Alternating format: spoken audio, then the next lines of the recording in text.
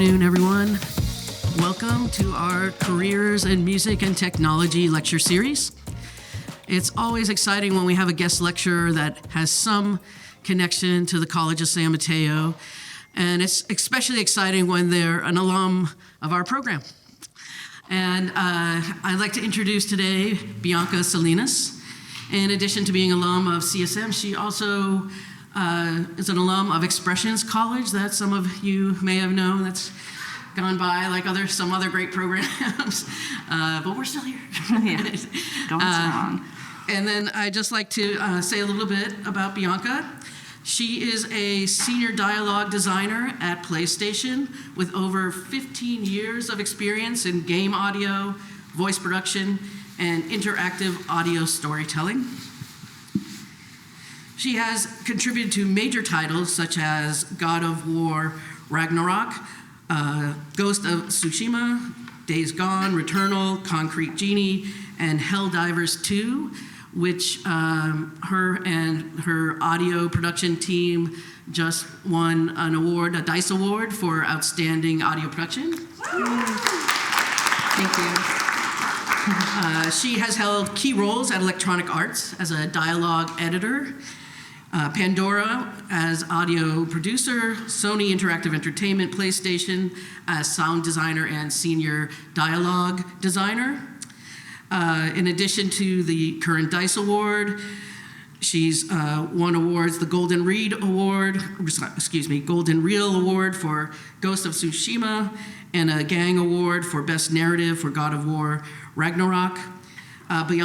Beyond games, Bianca has worked in podcasting and voice acting, lending her expertise to Rebel Girls podcast and Vox Media. If you go to her website and you listen to some of her examples, I'm just amazed at all the different kinds of voices you're able to create. They're really wonderful. And then she is passionate about mentorship, industry diversity, advancing the craft of interactive dialogue design. Bianca Salinas. Hey everybody, I'm really excited to be here today. As you know, as Chris said, I'm a CSM alum and currently a senior dialogue designer at PlayStation. I've been working in the audio field since 2009, so that's like 16 years or so. And today I wanted to share my journey from studying here at CSM to working in the game audio industry and the different experiences I've had along the way. The projects that I've worked on, as well as get into some of the technical side of game audio, if any of you are interested. I'll also check in, with some questions as well. I'll introduce some, like a little portion for questions. And then there'll also be a Q&A at the end. So, all right. So, I grew up surrounded by music. My dad was a musician, and I picked up the guitar when I was 11. And I've been in a lot of different bands. I am currently in a band now called Snake Mother. We're on Spotify, and we just released our first vinyl, and our second one is along the way in the next couple months. Re-released our first vinyl. So being in bands was a huge part of my life, but it was at CSM that I really learned how to take that and turn it into like a professional skill set through recording. Of course, when I was young, I had a Nintendo and I played Mario Brothers, and eventually a Super Nintendo and a Sega, a PlayStation. So I did play a lot of games and I watched a lot of movies.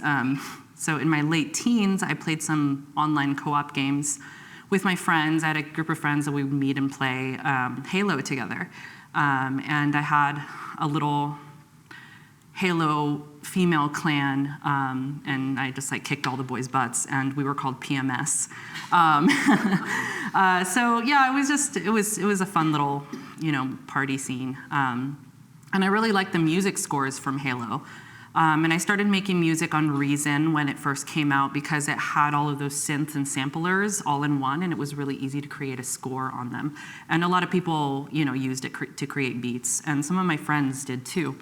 And the scores on Halo were just so beautiful to me. And I, around that time, was listening to all sorts of types of music, I wasn't just like this, punk girl or metalhead or whatever. I listened to, Delta blues. I listened to like Tom Waits. I had all of these like different, Nick Cave. I had a lot of different backgrounds, and I also really liked classical music.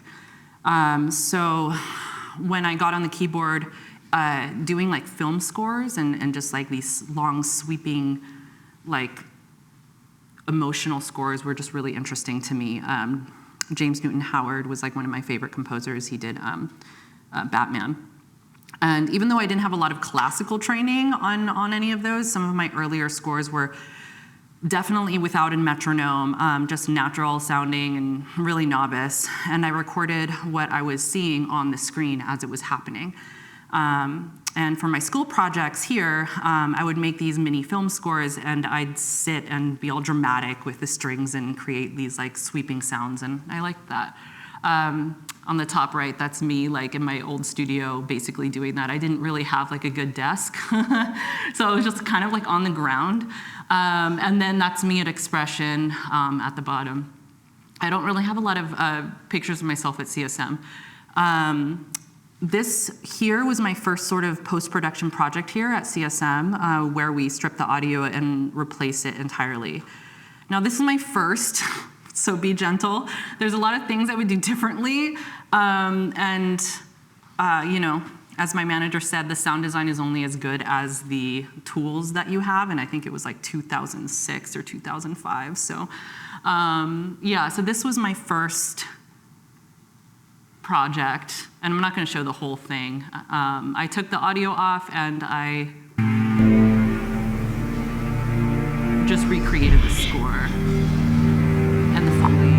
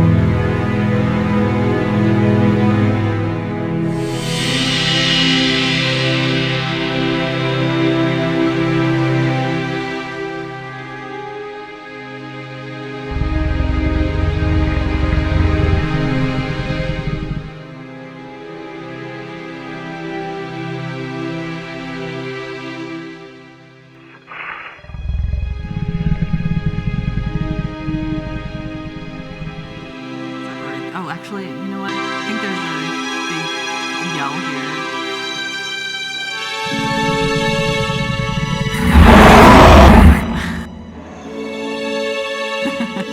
I just wanted to show you that. So yeah, that was my first project. And I showed Chris, and Chris was like, you should continue on this path. So I did. That's basically, you know, kind of the projects that we would do. Some of my favorite projects that we did here in this program.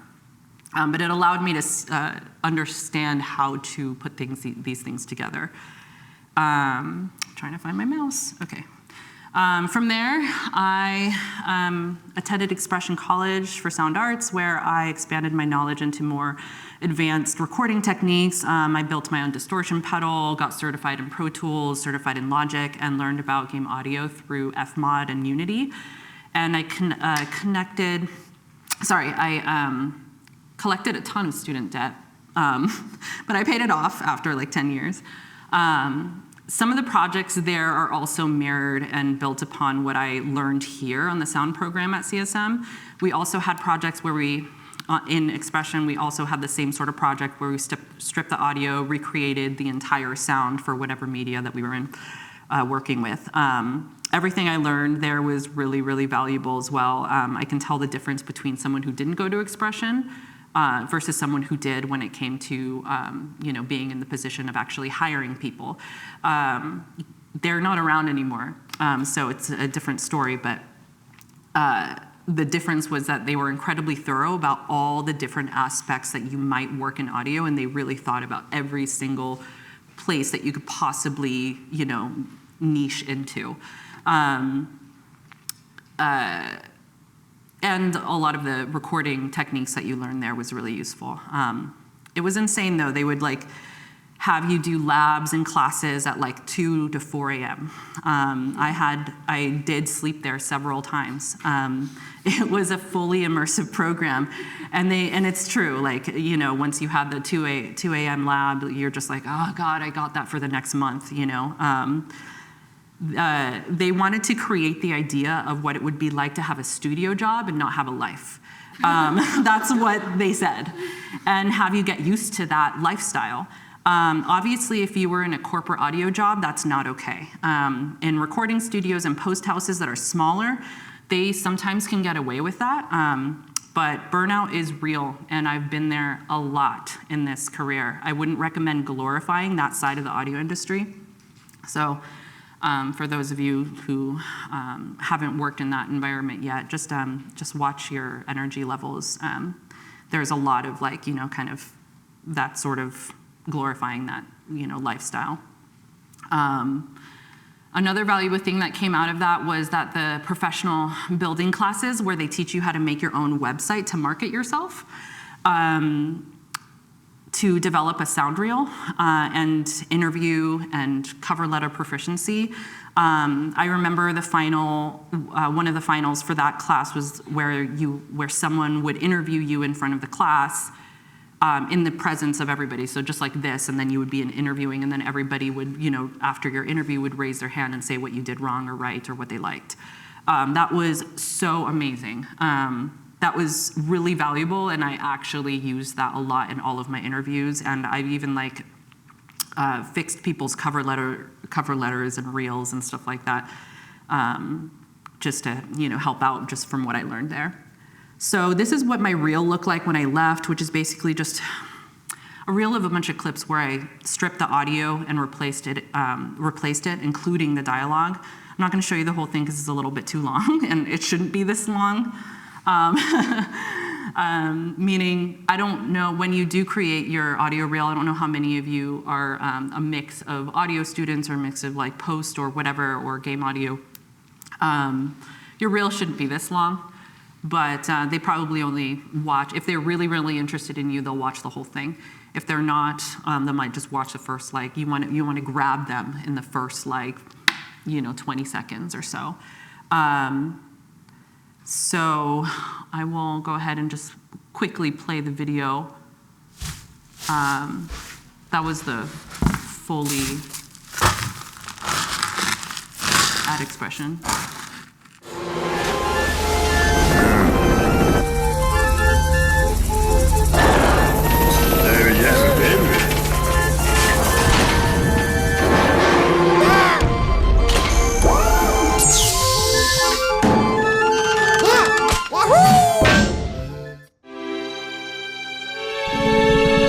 Fuck redemption.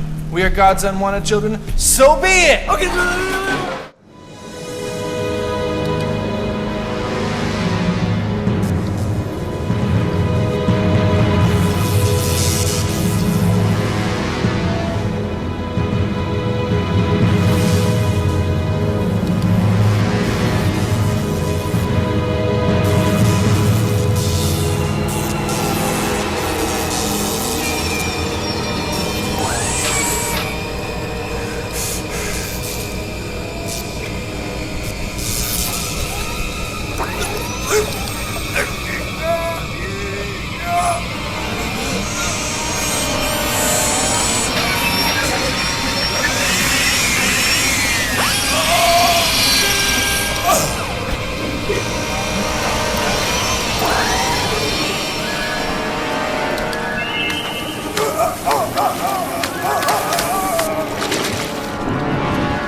So yeah, there's more to it, but yeah, so that was just all, it was completely quiet, and then I just replaced all of the audio.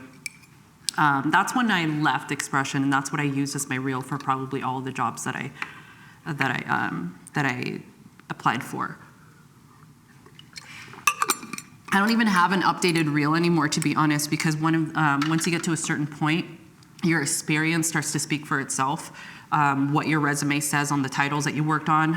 But if I ever have to again, I will, obviously. But something I've realized is that while you might have an idea of what you want to do after you get out, after you've studied audio for a really long time, the industry has a way of shaping what path that you end up going into. Sometimes you end up in a niche you never really expected. Like I wanted to do film scoring, but I didn't really go to the Berklee School of Music, and I had a choice between Expression or Berklee School of Music. And a lot of the music guys on the PlayStation team, a lot of them went to Berklee School of Music. So, as I was going through Expression, I had the opportunity to do film scoring, I had the opportunity to do sound design and dialogue and learn all of them. And so once I got onto the field, I'm not gonna immediately get a job into if you're lucky, you can immediately get a job at Sony Pictures and be the re-recording mixer at Sony Pictures, which somebody that I graduated with did. Immediately after Expression, he started working at Sony Pictures, and he still does. It's easier for most people. It's because of who you know. From his story, I think he was a janitor, and then he just sort of there, and then just somehow networked his way to be one of the re-recording mixers and assistant engineers until he's now fully working there. So yeah, once you get an in, it can be easy from there. I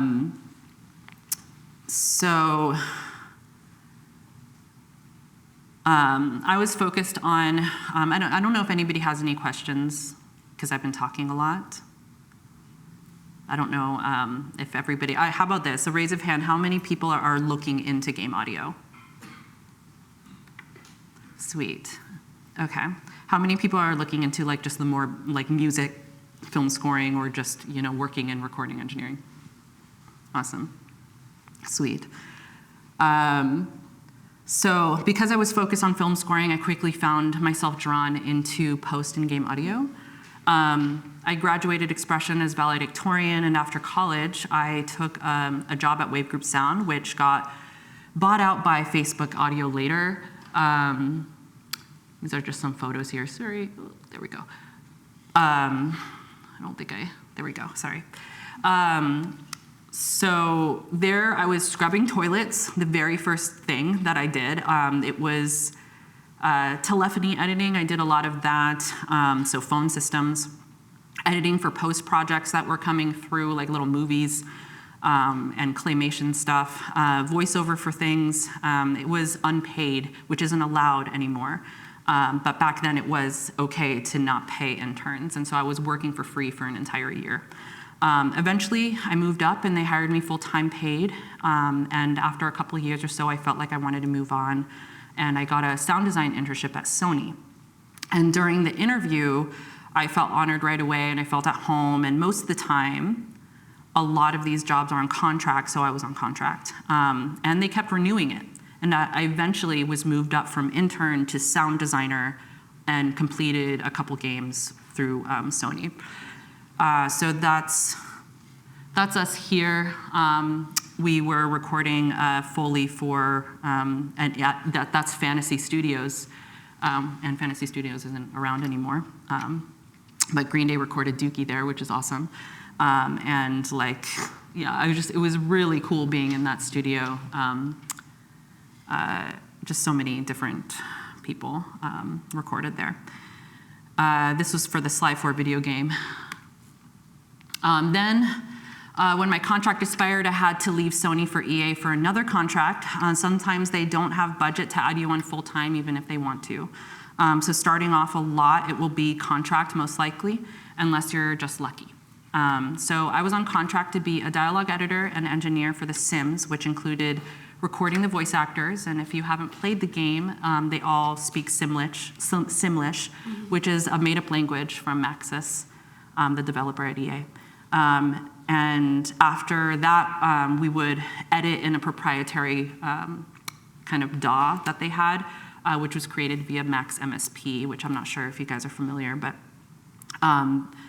all of the keyboard mapping and all of that stuff was like Pro Tools, but they adapted it to how they wanted it to work.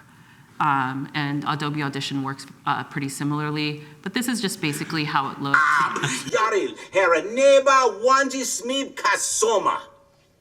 Borigo, Shanko Inobus Benosha Afrosh Quank. Huh? So it was a lot of that. Then I left EA to go over to Pandora as an audio advertisement producer, which was risky. I left before my contract ended at EA, which is a no-no. And it was a complete shift from what I was doing before, but guess what? They were hiring full-time with higher pay. So I created like an infinite number of ads, adding music and sound design and voice acting to the ads you'd hear on Pandora from a lot of white glove clients. At Pandora, I knew it was below my skill set when I did the interview, and it was just editing for ads. But I also was doing live sound for bands that were coming in. I did live sound for like Third Eye Blind and the Zombies and Damian Marley, Everclear, and it was the time. Okay, it was a different time.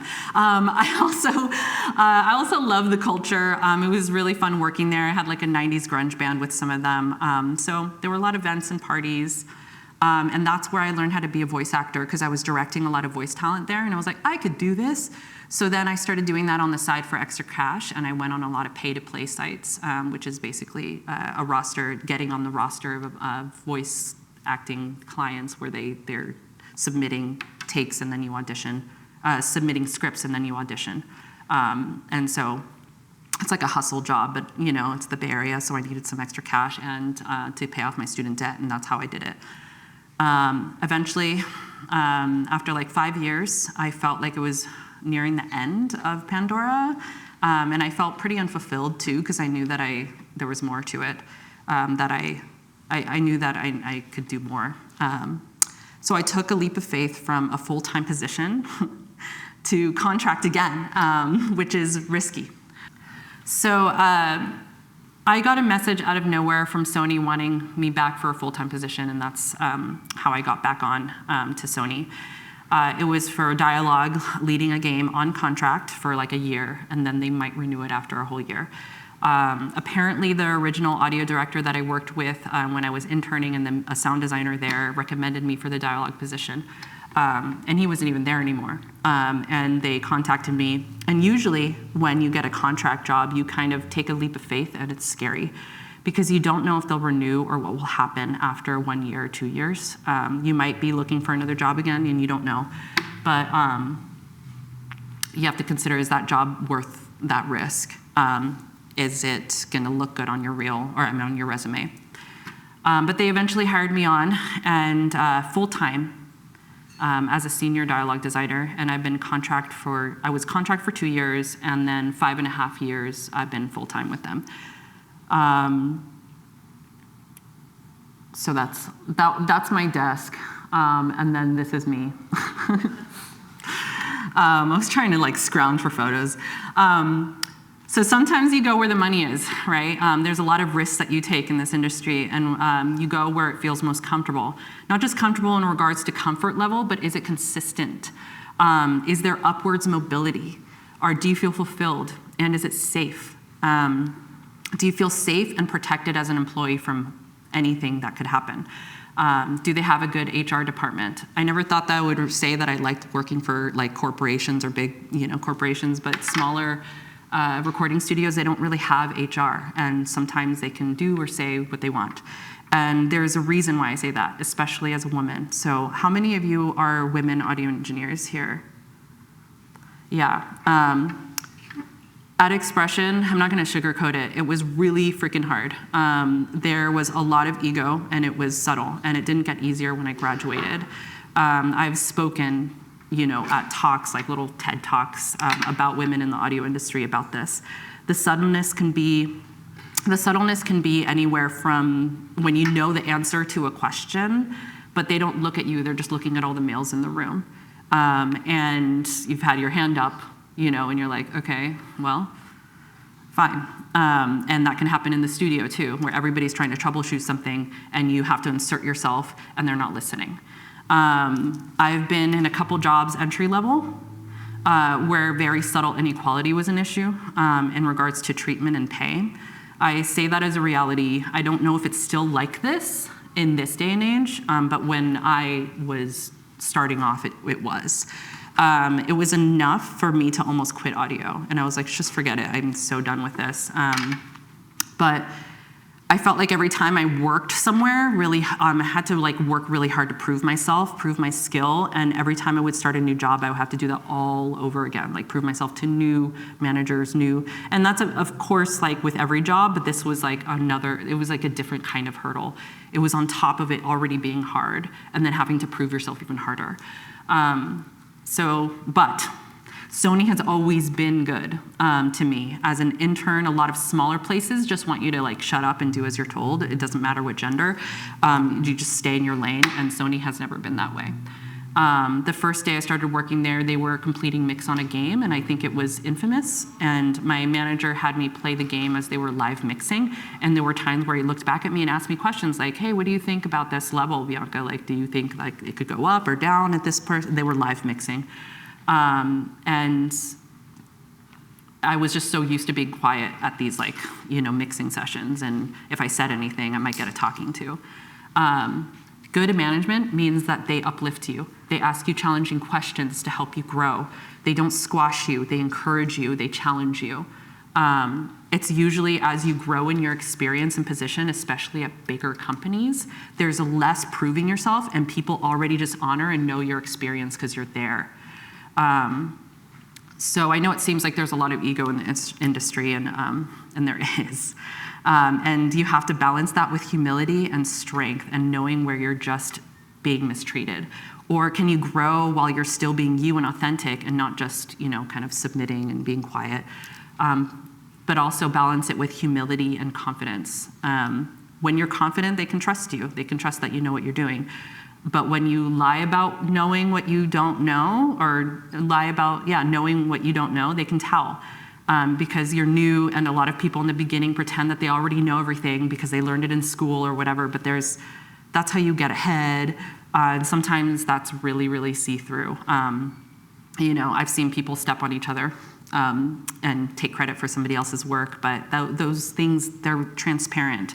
And when I'm hiring, or when when we're hiring, we honor humility over egos when hiring. One of the biggest lessons I learned early was the importance of just humbleness and adaptability. So here are some of the titles that I worked on. Ghost of Tsushima, Helldivers, Sims 4, as I talked about. I did that with Wave Group Sound, PlayStation Hero, Infamous, MLB The Show, Returnal, Days Gone, Concrete Genie. So those are just, that's what I did with Sony and Wave Group Sound. Here are the just standard skill sets for everything in audio, in my opinion. There's probably more, but it was hard to figure out, but this is what I see when I look at people's resumes. Pro Tools, Logic, Reaper, Adobe Audition, Waves, Isotope, and just whatever plugin that you can think of. Just know them all, if you can. But they're all basically do the same thing, right? Just Isotope is one of the biggest ones. Fab Filter. Middleware, if you're doing game audio, these are standard. That's standard for AR and VR, Spark and Snap Studios. And it doesn't really matter if you where you're going. It's really good to have proficiency in Word and Excel and all of that stuff. Even Perforce and Jira. These are tracking to be able. All of them seem to have used ways to track, especially Jira track their tasks and where bugs come through. Even if you're doing music or whatever, knowing Google Sheets. So that you can track a lot of or sound design, track a lot of your sound design, and learning how to create a scope of your project and showing it to clients and stuff like that. So I'm just gonna keep going. There's still some more. So here I'll discuss what goes into each aspect of game audio, which is where I spent most of my career. In regards to sound design, it usually starts with playtesting, planning, and scoping, which requires playtesting and making a list of all the elements that require sound design. Then it is split into areas that will be delegated amongst your team unless it's just you. That gets split into things like ambience, objects, projectiles, characters, and weaponry, and just all these different areas. The environment, like who's going to be doing all the waterfalls and the wind and all of that stuff. Who's going to be creating the boxes to create reverb boxes in different environments and zones. Then once that's tracked, you can begin working on it one by one, piecing sounds together. You've either recorded or are in the library already. Then, that's generally done in Pro Tools, and it gets into the game's audio engine, and then you implement it into the actual game engine where you create emitters and boxes around environments. Like waterfalls, you'll create a box over that. And then you can hook them up via emitters or hooks or blueprinting and coding, which we'll get into later. The dialogue flow, which is what I'm working on now, playtesting, project planning, workflow design, defining all the necessities for dialogue within the game as you're playing through it, and just literally making an entire Google sheet of like, this, we're gonna need this, we're gonna need this. This is how many cinematics that I've seen in the game. These are as many characters that I could see, but the developer usually gives you that information if they know, if they're keeping good tracking of it. As well as resource planning. What resources will the developers need to do to do what they want to do with dialogue, which they're not always aware of how, they don't know dialogue, they're just an art, studio. And it's our job to define the pipeline, the entire narrative pipeline, and the tools and resources that are available to them as Sony as a service. And knowing what resources we need to streamline the process and trying to figure out whether or not it's within their budget. Project budgeting and scheduling, even though I'm doing audio, there's a ton of that. There's a ton of okay, this is the scoping for the entire year. This is how many lines, this is how many words that we're gonna do, this is how many recording sessions we're gonna need, this is how many actors we're gonna need. And if it's gonna be too long, too much work for just one person, one little old me, then I try to see if I can make some contract negotiations with external vendors and outsource some of the editorial and mastering so that I can focus on actual tagging or implementation. So a lot of it is prioritizing, delegating tasks, then there's VO sessions, editorial and mastering, dialogue, creative design, and implementation. That's kind of the order of operations. This is the dialogue pipeline. This is how dialogue in all games work. You have the developers' tasks, the PlayStation dialogue tasks, and localization. And this isn't just PlayStation. This is every other places I've worked at too. First, they do some temp script writing. Then they go into reviewing it. Then we usually have a script management system, which is proprietary to Sony, but it can be as much as just whatever you have to keep all of your scripts and all of your lines and files in one place so that you don't lose the thousands. And some games could have 20,000 lines. You're going to want a management system. And meanwhile, I'm play testing, I'm planning, I'm doing little prototypes. Do they need a breathing system? Do I need to create one for them and then see if it works?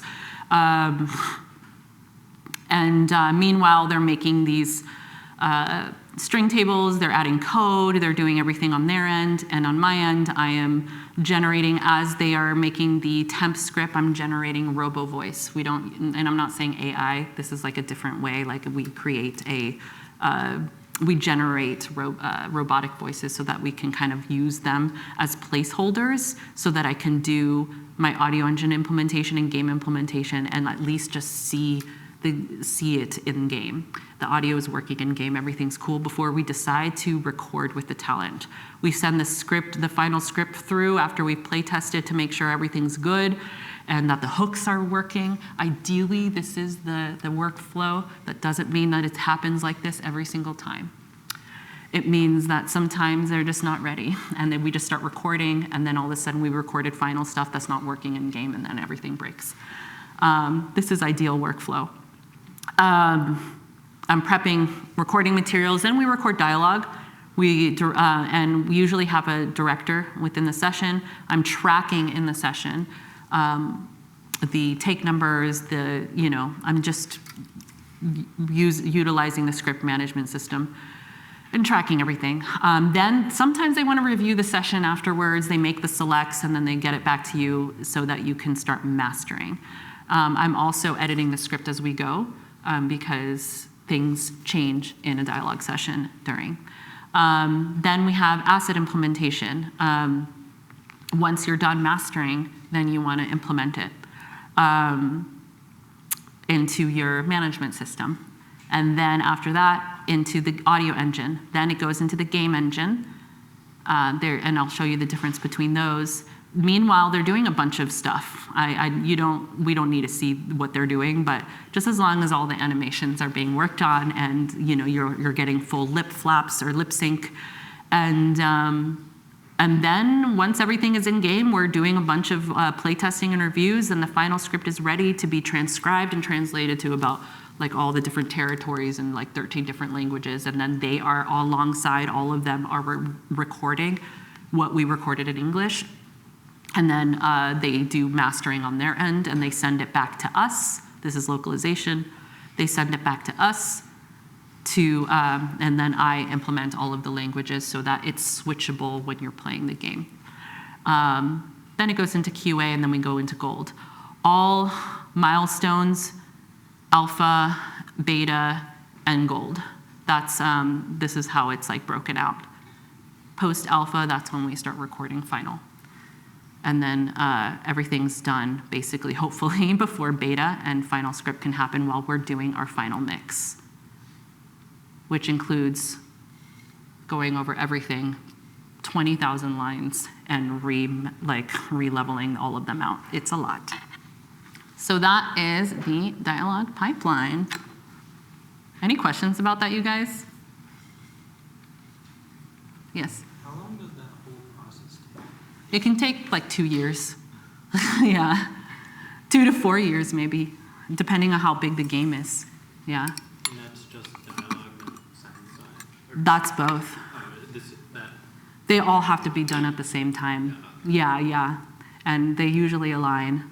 Yeah, we all have meetings. We don't work independently. Sound design, music, and dialogue will be all in the same meetings, and we all make sure the scope is aligned. Yes? How many languages? Hmm? How many languages? Oh, it can be 13, almost a lot. 13 languages. Maybe more sometimes. Sometimes it depends on their budget. Yeah, if it's a smaller game, they might have less languages. Yeah. Yeah.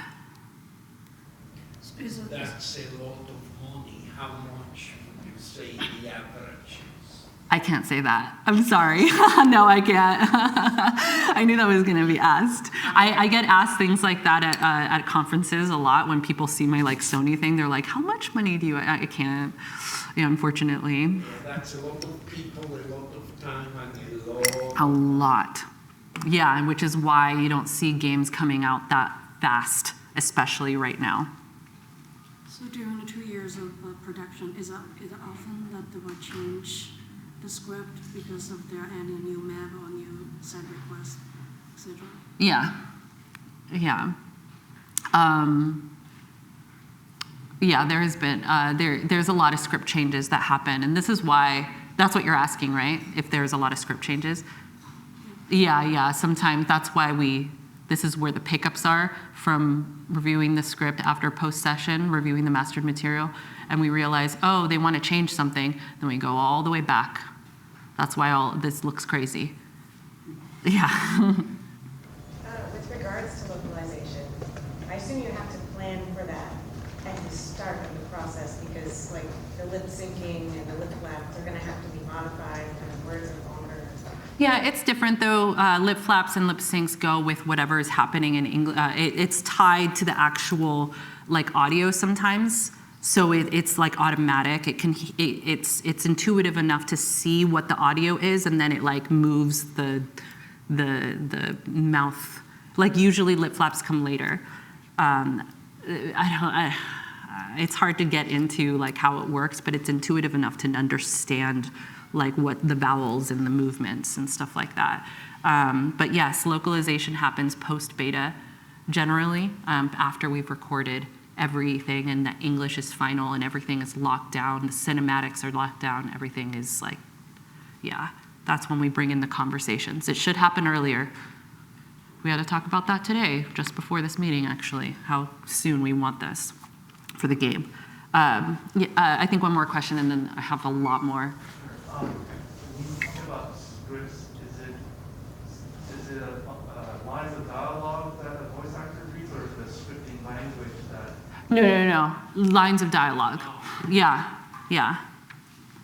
Actual script, actual like scripts. And the scripts looks exactly like you would see in a movie script.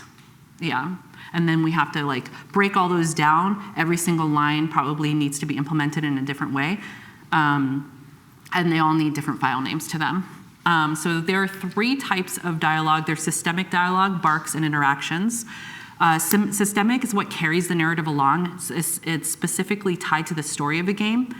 Barks are typically like not tied to the narrative, but they're like one-shot moments, like, hey, over there, like directives. They don't really say anything about the narrative of the game, but they just like kind of bark it out. They're like, huh, that was weird, something like that. The reason why I'm saying the difference is because it's implemented differently. And interactions is what you'd get in most games like Skyrim, Final Fantasy, where you're talking to a character back and forth and they're turn-based, where you have to click through to get to the next line. Or maybe they're just interacting with each other and you don't have to click anything. Those are just interacts. They're also implemented differently. And they might even be recorded differently. We might even have them in the same room. Exerts are reactions that you get from a character's locomotion or through attacks and injuries, like via combat. So anything where they're interacting with the world, like jumping, climbing, is locomotion, or attacks and getting hit by a weapon, like, typically they're not words. Typically they don't get localized. So they're just like oomph sounds. Cinematics are separate because they're usually a full stem with all of the dialogue, and sometimes it's through motion capture, and I'll get into that later. So the first steps in recording is casting actors that align with the character's tone and emotional depth. Then there's script management, where we add metadata to the lines, including file naming, each individual line that will be implemented separately. File naming accuracy is incredibly important. One letter is off, and it will break the entire audio down the entire pipeline. So proficiency and like actual having good organizational detail is key. You can't miss one single letter, and you can't miss one line. So that's why tracking is incredibly important in game dialogue. Then there's prepping materials for recording. Are we doing automatic dialogue replacement, ADR, where we have to get a video of and the actor is going to be recording alongside it to match timing to? Then there's directing the performance, and then there's helping manage the session, which means we're helping the pacing of the actors, the script flow, as well as keeping track of levels, tracking take selections, notation markers, and also making sure the talent is within their comfort level. Like, are they taking breaks? Are we straining them too hard, especially when it comes to exerts? And the director and the creative director is usually in there on the developer side, and the writer is also in there giving notes. Here's God of War 3. You nothing! Bravo. That's perfect. Awesome. Excellent. That was it. That was it. I knew you'd come back. I've never worked with the prompters, and it's really freeing for the actor because, you're looking straight ahead instead of always, face down in the page, and it's really a cool experience. Find the labyrinth! Ah! Ah! One of my favorite things to do is scream. I really, I don't know why. Maybe, no, I don't know why. I saw Zeus torture my father. I just try really a simple approach to it. It's bringing those words into your character and actually thinking a thought before it. It makes it more real. They called me a monster. Beautiful. Natalie was new. We had never worked with her before. She was an ace. She totally. So yeah, that's just basically how the sessions go. Sometimes we have a prompter, sometimes we do have the actor will tell you what they want. The prompter is a little hard because you might get reflections back. I like to have less hard surfaces in a recording studio, or even there, that was at Santa Monica Studios, the PlayStation in Santa Monica. Then there's another type of recording, which is called mocap, motion capture recordings. This is where we record most of the in-game cutscenes and cinematics that need motion capture. And not all games have mocap, just the more realistic games do, and the ones that have more budget.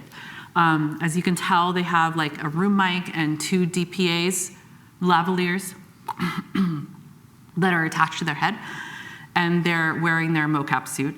So it's just a different way that we might approach editorial with these, and I'll get talking about that when I start talking about God of War.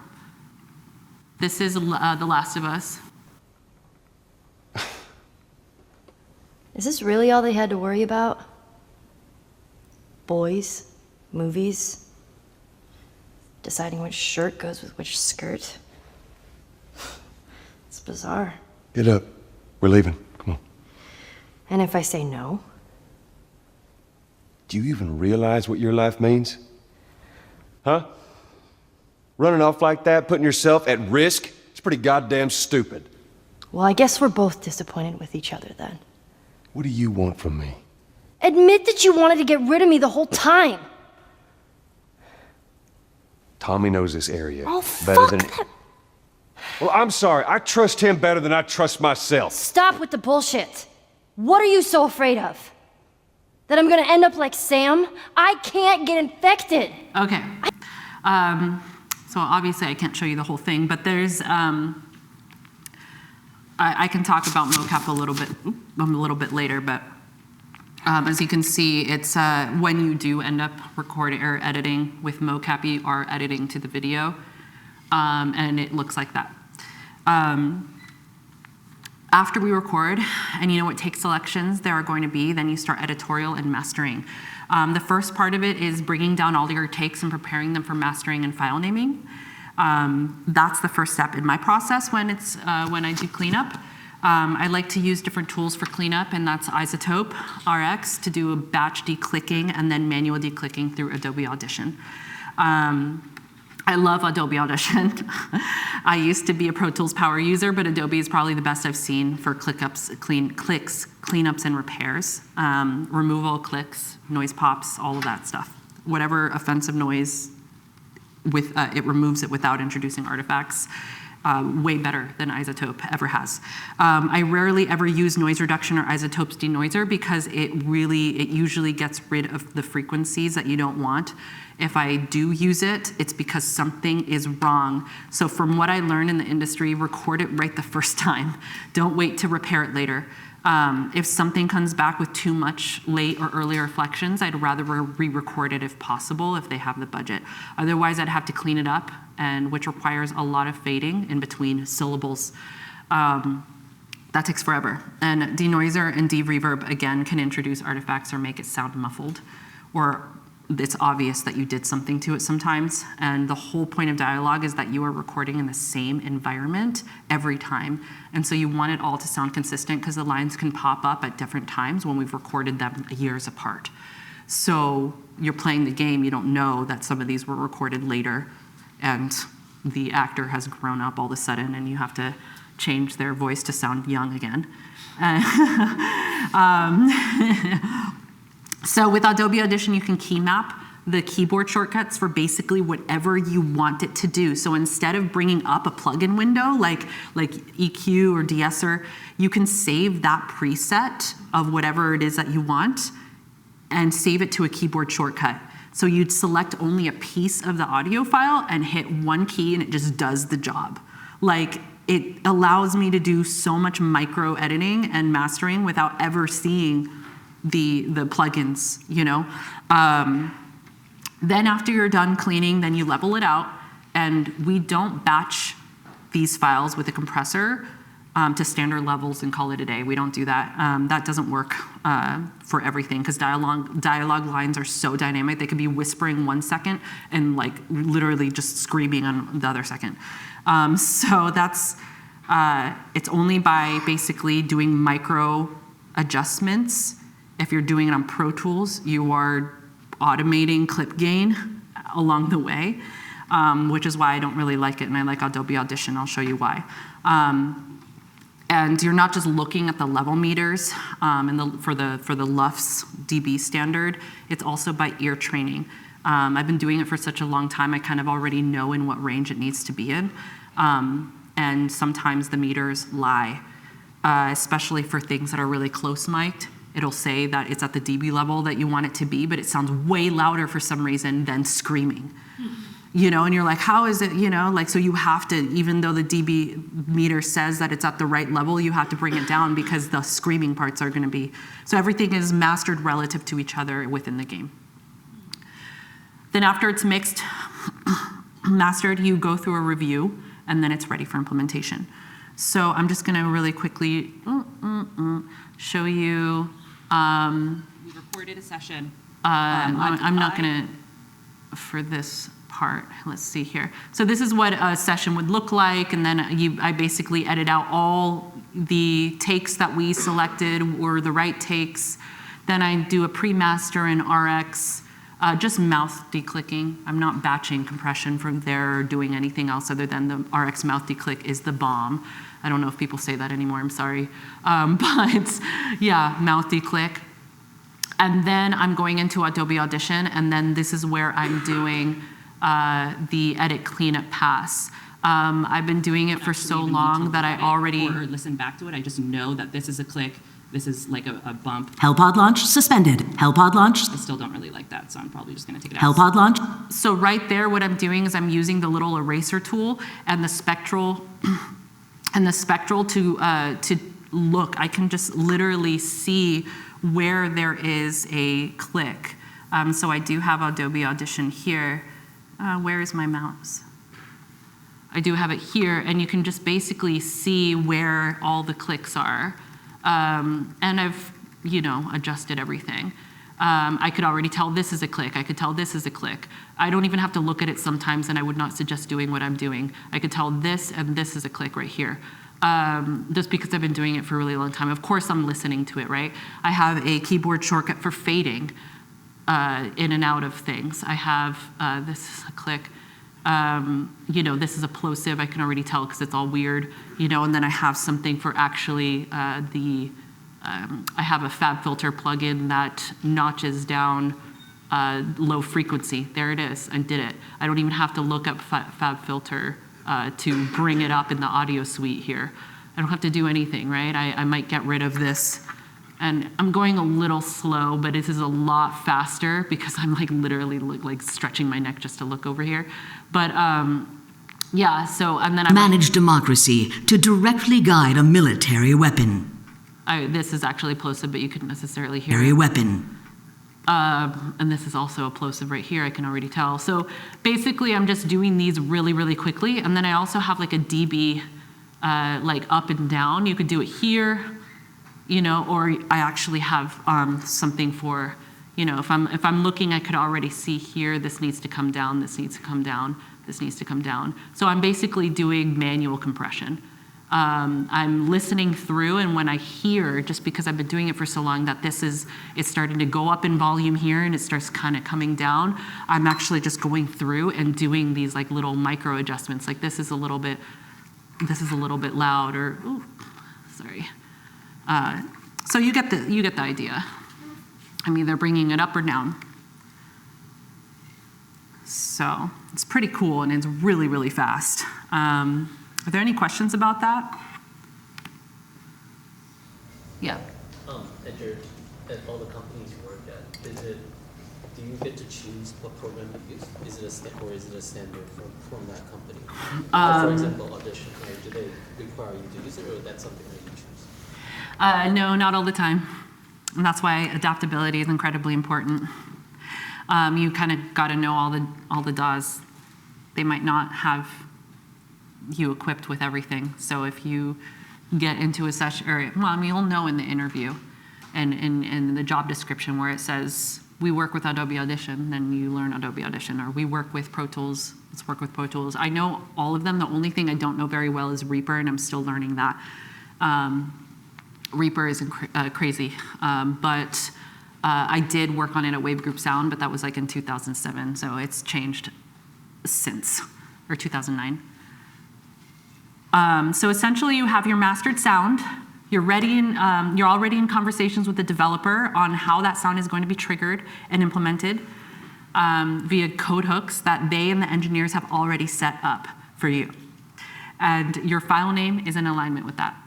Then you implement it into the audio engine, which is, Wise, FMOD, or whatever proprietary engine you're given. Sometimes Sony has their own proprietary audio engine. Then it goes into the developer's game engine, which can be Unreal or whatever proprietary engine they may have. Sucker Punch, they have their own engine. Insomniac, they have their own engine. So then you hook up things in game after that into the game engine via code hooks or blueprints, which I'll talk about in a second. So yeah, you have your audio, you have your mastered files outside of Adobe Audition, and a bunch of them, like maybe thousands of them. Now it's just about integrating the audio files that you just mastered into the audio engine. The audio engine is going to change based on wherever you're working. So you're always going to be learning. You're always going to be adapting all of the time. As well, the way that they hook things up in game is never the same every single project. You're reinventing the wheel every single project. Sony has their own, as again, proprietary audio engine that we use, but if the developer chooses not to use that, they'll go with another middleware, Wise or whatever. So generally, and it's not, you don't have to know everything when you come in. Like some people on my team, they might not know Wise, and some others, but you learn as you go. So generally, you create sound objects by importing the audio into the engine directly. And then you can adjust whatever parameters you need that audio to do. This is Wise. When you implement audio, it goes into a tree called the actor mixer hierarchy, and then you can add sounds into the hierarchy of sounds. And when you click on a sound, you'll see some of the options that you are given to affect the sound, as well as adding delays, randomizers, looping, processing at runtime. That's kind of where you would do some work there. Wise is there's so much complex stuff in there that is hard to actually talk about in one little meeting. Of course, they have tutorials online for Wise that are 24-hour tutorials. For sound design, if you need to create footsteps, then the audio engine allows you to create a container, kind of like a folder that houses several audio files grouped into it. And you'd have each audio file of every individual footstep. And then you can hook modules to that will tell that group of audio files how to play it. So if you need it to be randomized so that every single time the character hits their foot on the ground, and that's triggering the code to trigger that in the game, to trigger that sound in the game, that container, then it'll play a different audio file within that group randomly. So you're not just playing the same footstep every time. Every single footstep has a different pitch and quality to it.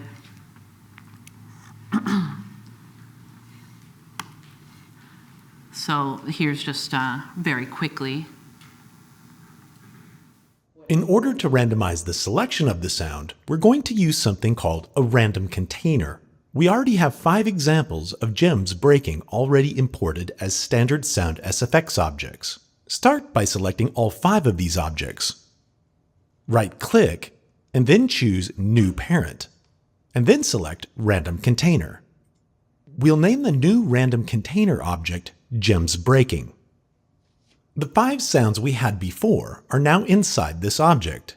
We can see this by expanding the Gems Breaking object to reveal what's inside.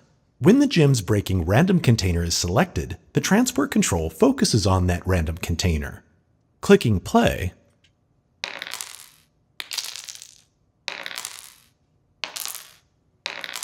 we can hear that each time we play, it's randomly choosing one of the 5 objects within.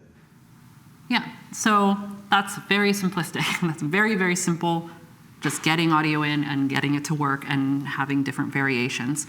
You will do this a lot in dialogue. You can either do one-shot sounds or just one play, or do something like that where you have like a bunch of exerts where someone's being hit constantly in the gut, and you don't want them to go huh, huh, huh, huh. You want them to go huh, you know. So that's how you would do it. So that's just getting it into the audio engine. You could do things like you have a light attack. Let's say you're doing it over, but he increases it in intensity. You're doing a light attack, then you're doing a medium attack, and then a heavy attack. Then you want to like create some cool logic within Wise or your audio engine to make sure that it increments in value every single time it gets triggered, and that can get really complex.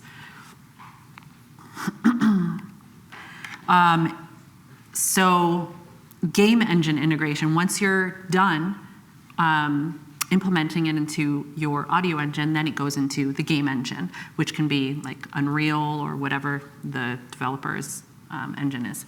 Now you want to implement the sound where it needs to go, or implement the dialogue where it needs to go too.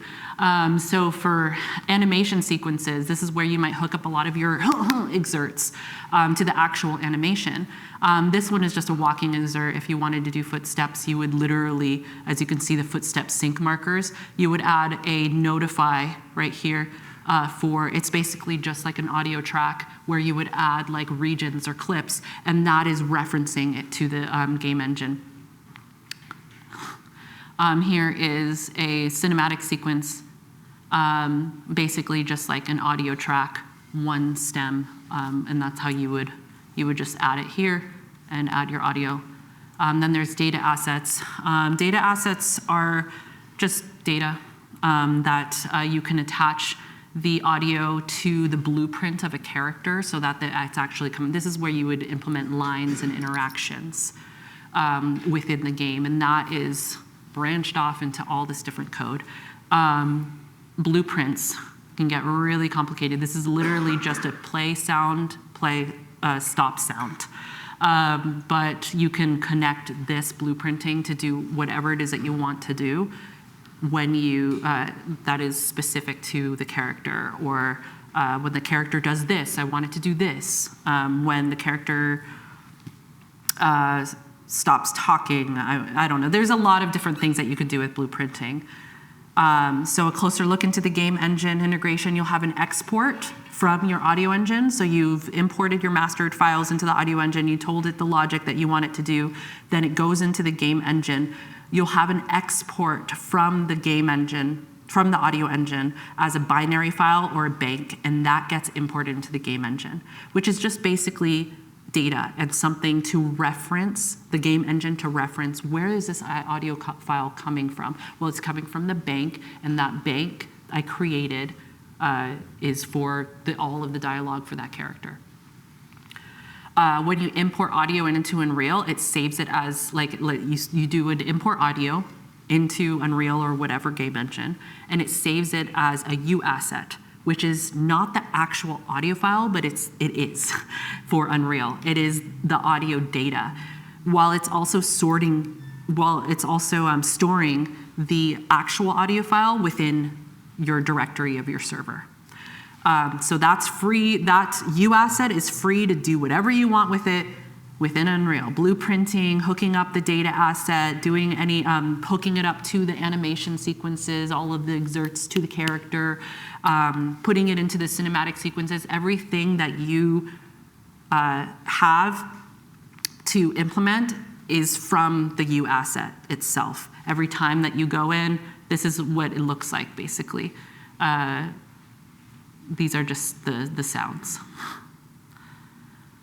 Okay, is there any question about that? Because after this is pretty much just talking very lightly about things. Yes?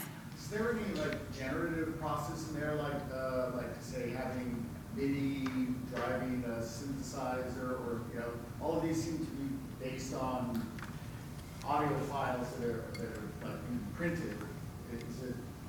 Is there a space for sort of like software instruments within the engine? Yeah.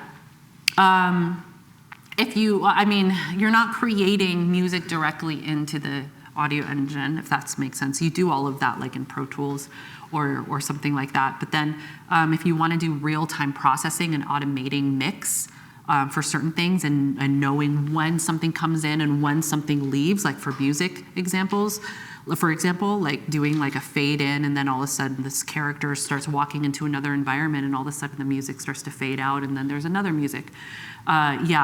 All of the automation can happen within. The only thing is, which I'll talk about in a second, for Helldivers, that's what we did.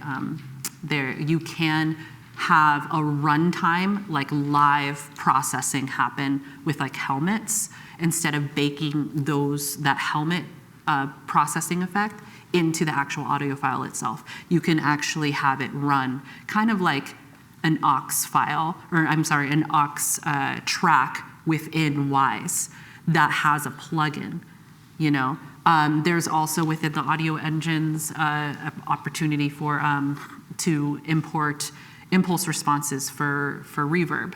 So let's say that's how you get a lot of the reverb in the game, is that there's an actual plugin within the game's audio engine that allows you to create reverb for environments, for halls, for caves, for whatever it is that you want within the game. Those aren't baked into the sound effects.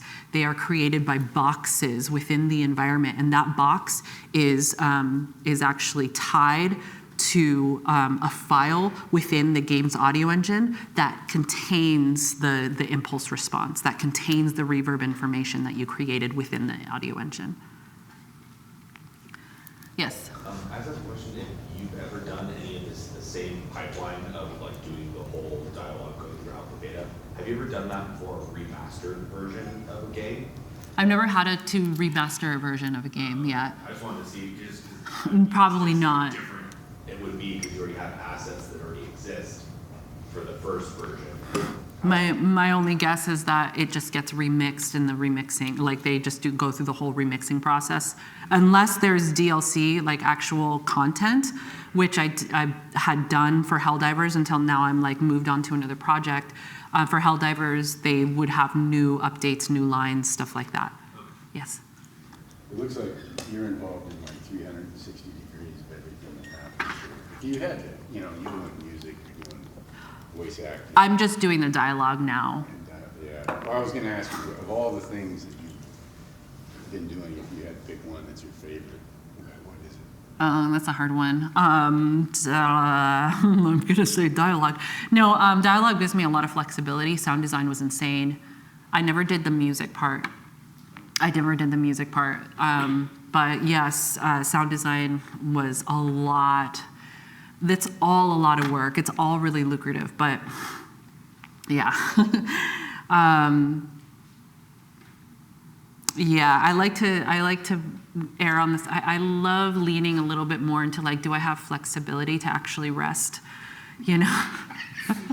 And dialogue does that for me. With sound design, I don't think I did. It was really crazy because there's so much to do. Instead of lines, you're thinking about how many sounds there are. I'm not deterring anybody from it. It's actually really creative and really fun. And I loved going to all the different studios and stuff like that. And it's also, it's a lot of work, but it's all a lot of work. Dialogue is a lot of work. So dialogue is really fun. I love that team. Okay, so just moving on, I've got a few more slides to go. This is just Concrete Genie. It was my first project I got into when I started working in dialogue. They just kind of threw me in there alone, not knowing anything. And I was mid-project. Literally, the project was halfway through being done. And they just threw me in there. Everything that I talked about, that I've been talking about with you, I had no idea what I was doing. I was like, okay, cool. They just had people talk to me along the way. They probably don't do that anymore, but back then, it was like that.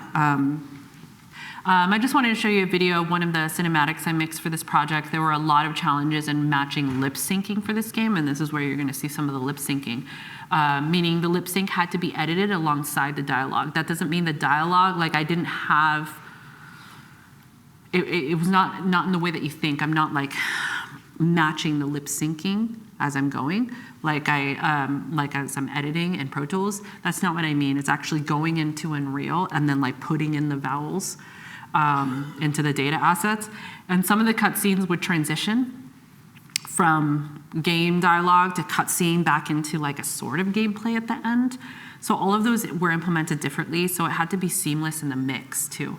And it was just lip syncing kept drifting throughout the game, and no one knew why, and it shipped that way. I asked everybody across teams, no one understood why, and I think it was like an Unreal bug, but at that point it's like, what do you do? We couldn't fix it, but I don't think anybody ever noticed. It was never in the forums, it was never in Reddit. No one noticed but me.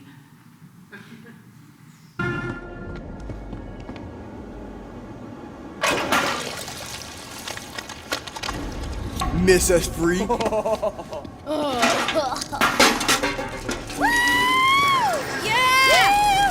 Here we go! I got this crush! Can't take a hint, huh? This is our town now, punk.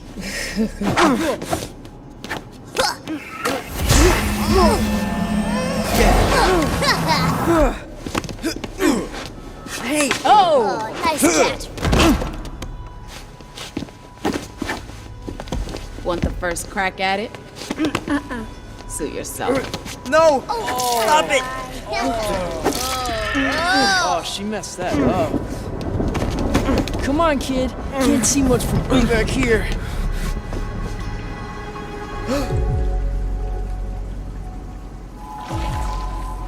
No.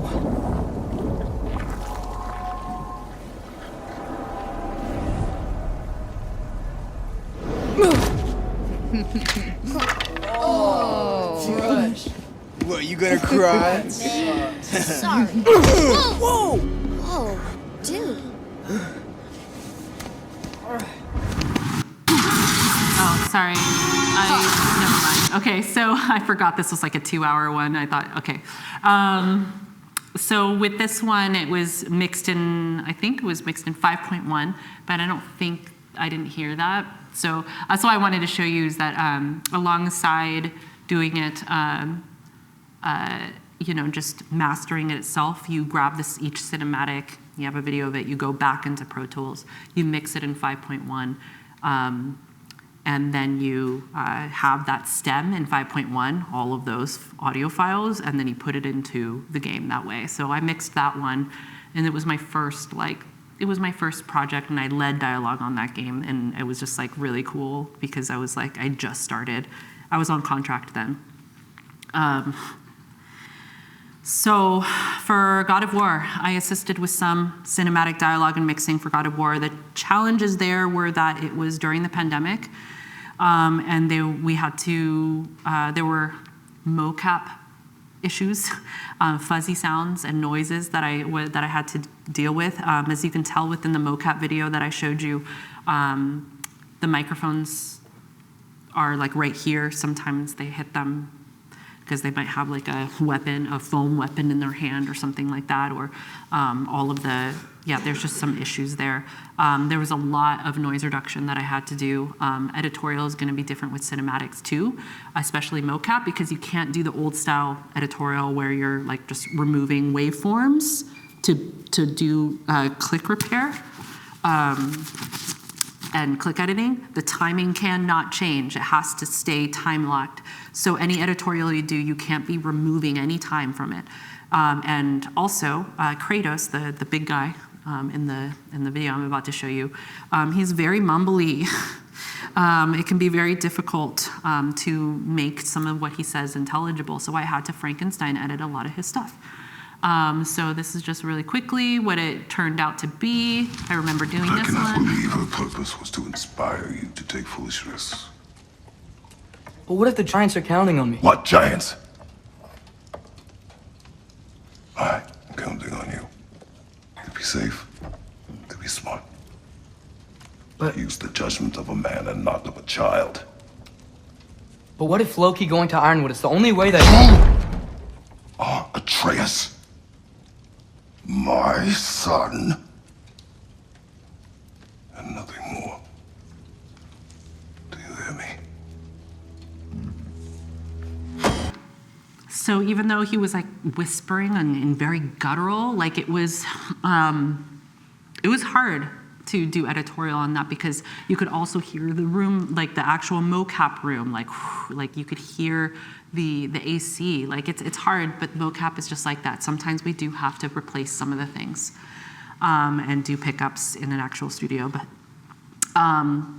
so for Ghost of Tsushima by Sucker Punch, one of my favorite projects to work on, I did cinematics and dialogue editorial, including excerpts and animation implementation. So that required going into the game engine and tagging every single combat and locomotion animation for Jin's character. So everything that you hear when Jin, I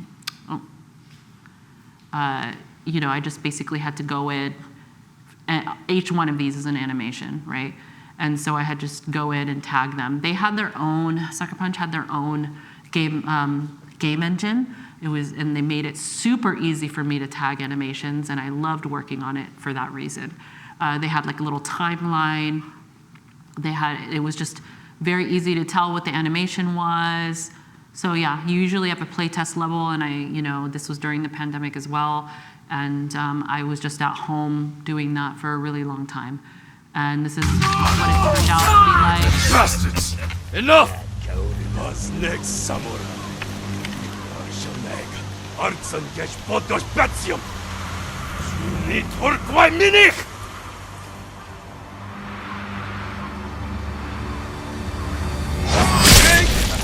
Artsen samurai. Los geht's!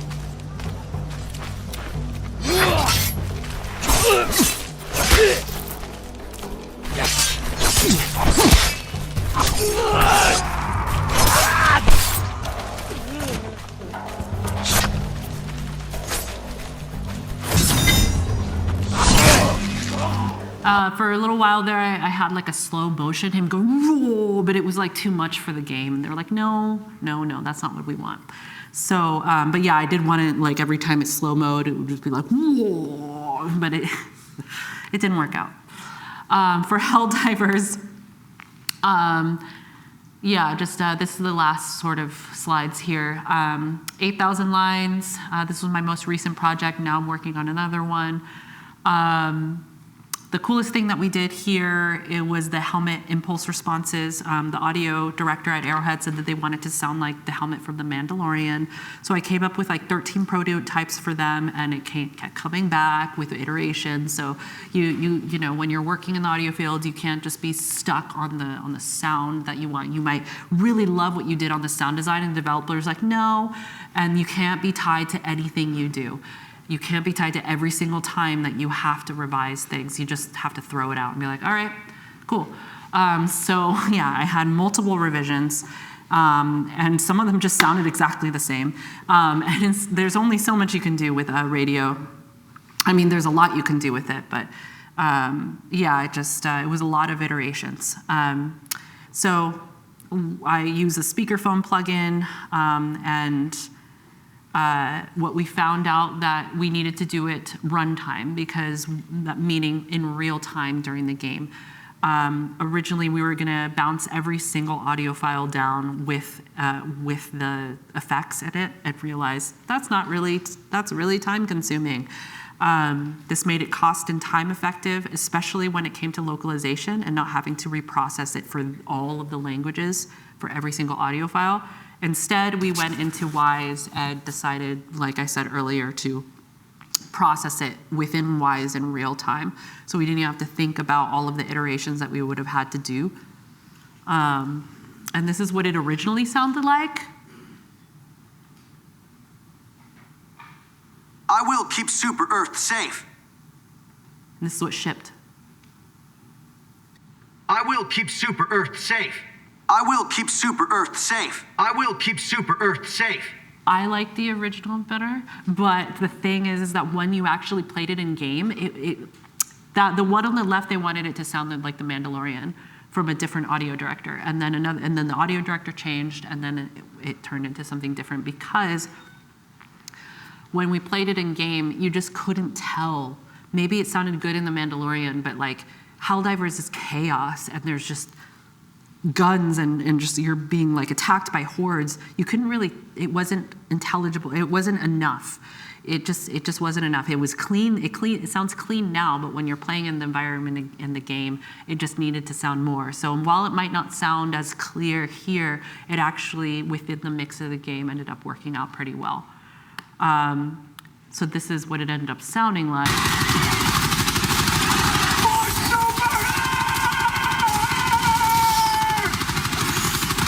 Yeah.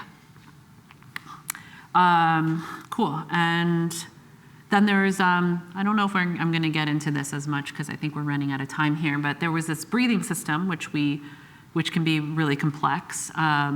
This is what we showed the voice actor for the Helldivers breathing system. Every single time it shifted from walking to running to sprinting, let me start that over again. This wasn't from walking to sprinting.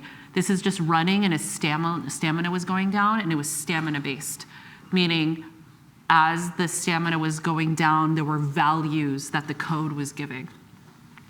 And once the values turned from a certain level to almost done to 100%, like he's done and he can't go anymore, we decided to add these texts in there. This is where you do light, this is where you do medium, and this is where you do heavy breathing. So as the voice actor's going in there, they know when to switch. And then at the very end is where they stop running and they do the recovery breath.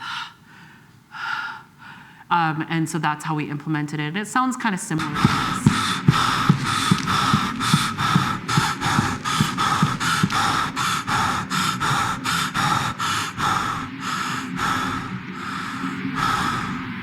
Yeah, so you can hear that in the game too.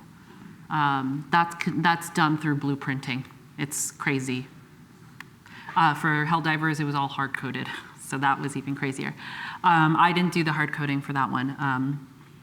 That was with the help of the engineers and some really talented people on my team.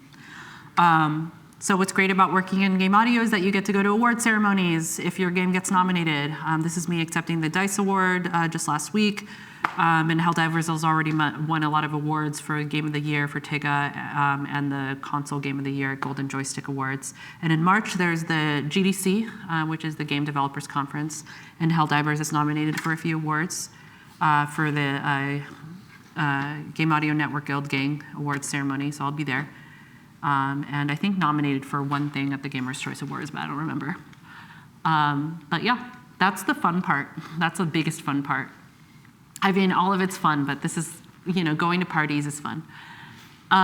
So yeah, I'm just going to stress the importance of networking. I wasn't so good at it at first, and I'm still not like the best at it, but it does help going to conferences, especially if you want to get into game audio. Attend some of the talks there and the events. Stay adaptable, like I said. You might find yourself taking risks that you didn't think that you were going to take. And everywhere you go, you're going to reinvent the wheel and continuously just learn new tools. Especially if the studio is bespoke, you don't know what you're going to get, but you learn as you go. Also, it's good to keep up with the tools that are being utilized out there and just add them to your resume. And make sure to have a robust demo reel.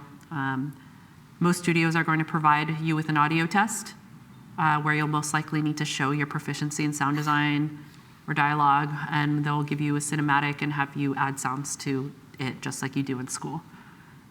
So, the test that you take where you're stripping the audio and you're replacing it, you're going to do that for your audio test too for sound design. And they may or may not give you all the resources. For Sony, they didn't.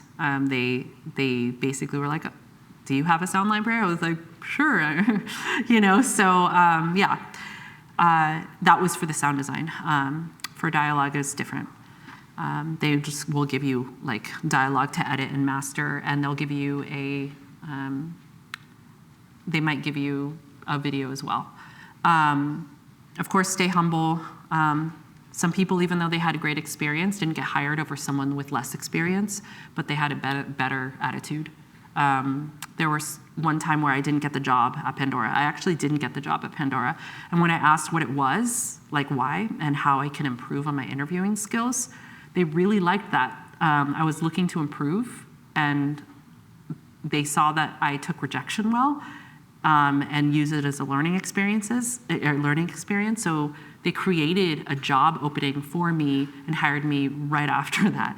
I was like really surprised. They were like, we really like that you asked that question, and you know what? We're gonna open up a job for you. I was like, okay, cool. So yeah, that's all I got. Thanks everyone for coming to my TED Talk. Yeah, does anyone have any questions? Do you have advice on how to find like your first internship or entry-level job or sound design? Oh, there we go. Oh boy, that's a hard one because the way that it worked for me was not, I just knew an alumni who already worked at Wave Group Sound, and I just hit her up and was like, hey, and I think she also knew I graduated and they just had an opening, and it was free, a free internship. Some schools align you with that. Sometimes it is who you know, but it is also just going to all of the job sites. Indeed, I like looking at Google Jobs, like the actual, because it'll search for all of them and type in like just, I might even just type in like Pro Tools. You know, I'm not just typing in audio engineer because for whatever reason, some of these job descriptions will call what you want differently. Like if you're looking to be like an audio producer or an audio engineer, sometimes like it would be found in like sound job or something. Like some places don't know what to call audio engineering. So just use any single like tag that you could possibly think of for your job. And a lot of the times I just search for software. I literally be like, Pro Tools, Reaper, you know what I mean? And then that'll just pop up with a bunch of stuff. Yeah, I think that's the best advice I could give. I'm not sure if it answers fully. Yeah. Yeah. Hi, I was wondering, what are your thoughts on AI, and does it hamper or improve any of your everyday? Is it going to make it difficult for people trying to get into the field? It makes it difficult for voice artists, and I hate it. But there's a lot of talks at GDC about how they're going to be using AI in games. I mean, I think in a lot of the ways it enhances, you know, writing emails and helping with that. But I don't want it to take over the job of actual real voice actors, not only because it takes away their jobs, but like, I don't know if it'll ever truly get good enough for the dynamic emotional range that we need for some of these games. And people can just tell when something's not real.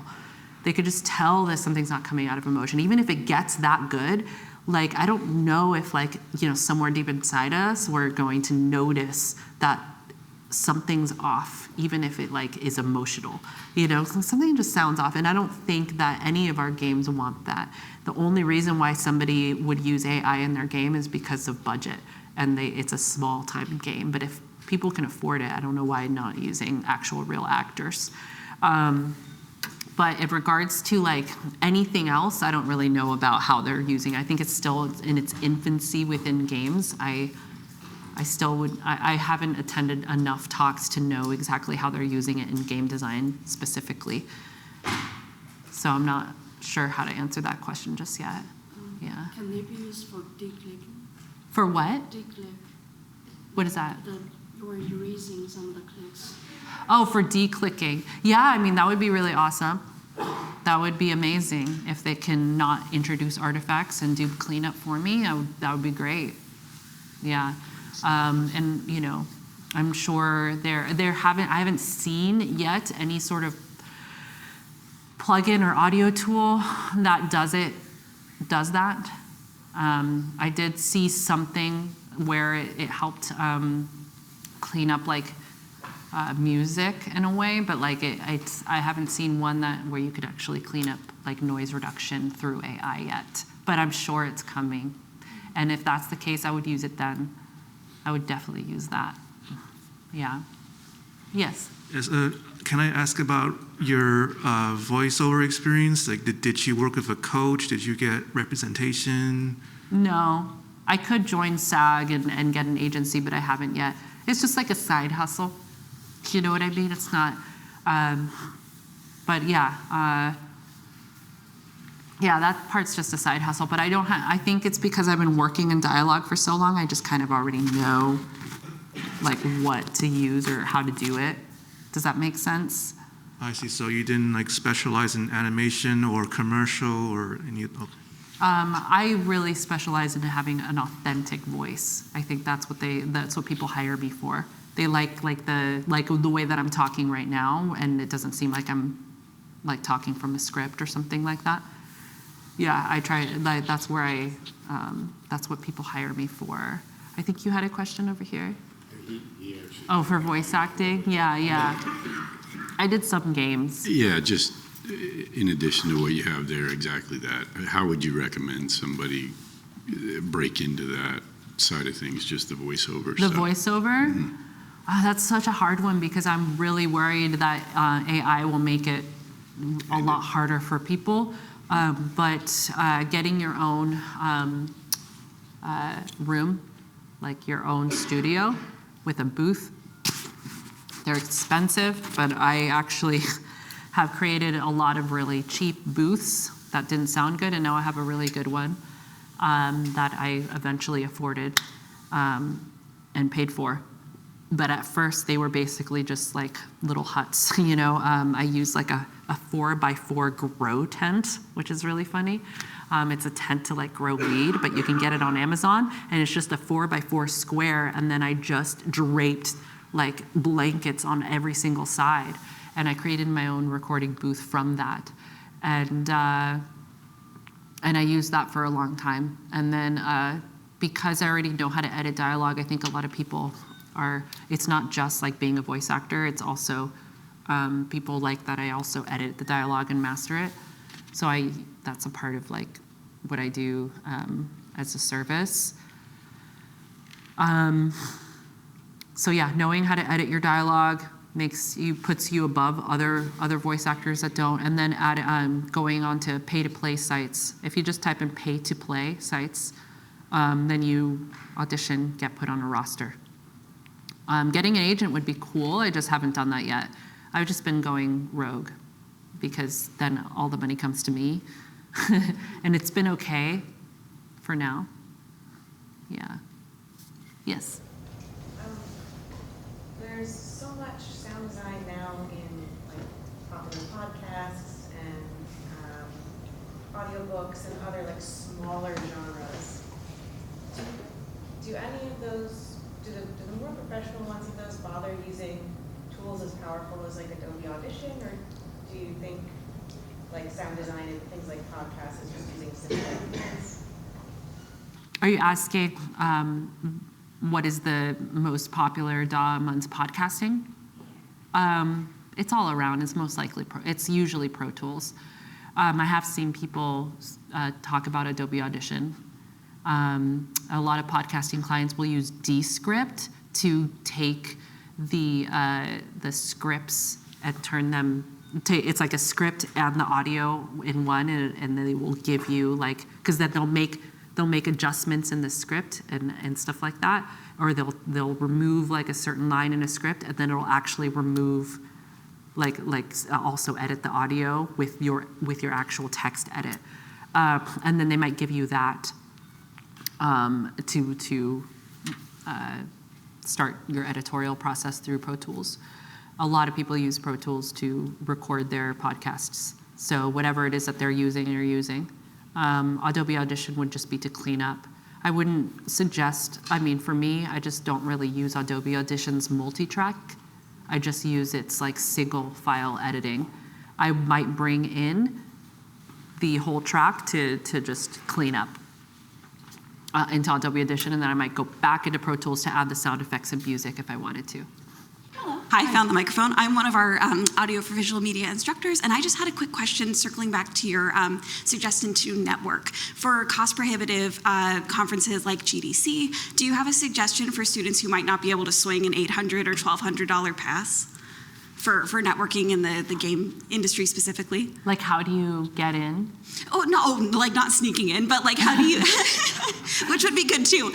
But like how do you do like, how do you surround yourself? Like if you don't want to go to the conference, or if you can't afford going into the conferences because they're so expensive, I understand. Right, thank you. Yeah, so there's a lot of events that happen. If you type in like GDC, like on like a Facebook event, there's so many events that happen where you don't necessarily need a badge to get into.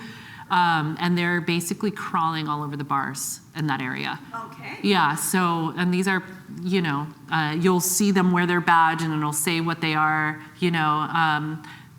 And also you could just go and hang out outside of the Metreon. Sometimes people are just hanging out like in the park or whatever and just like talk to people. It's scary. You know, when I first started, I didn't do that. I will say that. Okay. But I'm not saying that you shouldn't. I'm saying that I was really shy when I came out. So, yeah, and I couldn't afford it either. For sure. You know, I did go to AES and I did talk to people at booths. But yeah, if you do end up finding a pass just go into the booth areas, for the expo, right, then you could talk to people at their actual booths. You know, be like, hey, are you looking for like a sound designer or anything like that? You know, yeah. Like, you know, a lot of the people at the booths, they might have like a small game, you know. You could just talk to people at a bar and look at their badge, and if it says that they work for like Epic or I don't know, then you just be like, hey, you looking for a sound designer? Awesome, cool, thank you so much. Yeah. You had a question over there as well. Creative side of things that you do takes a lot of experience and stuff, but at the same time, sounds like you're also doing like a lot of kind of like tedious like admin work, like naming files and stuff like that. Are there like entry-level jobs people can do where you're kind of like taking on that sort of like tedious stuff while you're building up the experience outside, that type of thing? Like, sorry, so your question is like, are there people that are, like when we have had contractors that were more entry level that helped you with like Helldivers, for example, yeah, I would like have them do split the editorial, you know, and stuff like that. So yeah, generally when you come in, it's going to be doing stuff like that. I mean, I did editorial for a really long time, and now I'm like, I would like help. So that I can focus more on the animation tagging, the exert tagging. I really like doing that. I really like doing implementation. Right now I'm learning more about blueprinting in Unreal, which is really complex. Yeah, so even though I've been in working with Unreal for a really long time, I worked with Unreal in my first game, there's still so much that I don't know. So I like to kind of navigate more towards like, what are my goals in my career? Like, I want to know more implementing. I want to get more into like learning how to, you know, mix better and wise, you know, and handle the editorial and give those things off to people who are entry level. Yeah, I think that was your question. Yeah, essentially, it just sounds like, you know, there's a lot of tedious stuff that you have to do that it sounds like, you know, good for entry-level like jobs and stuff. Yeah, definitely. Well, I think we're going to have to end it here. Just want to thank Bianca again for coming and talking today.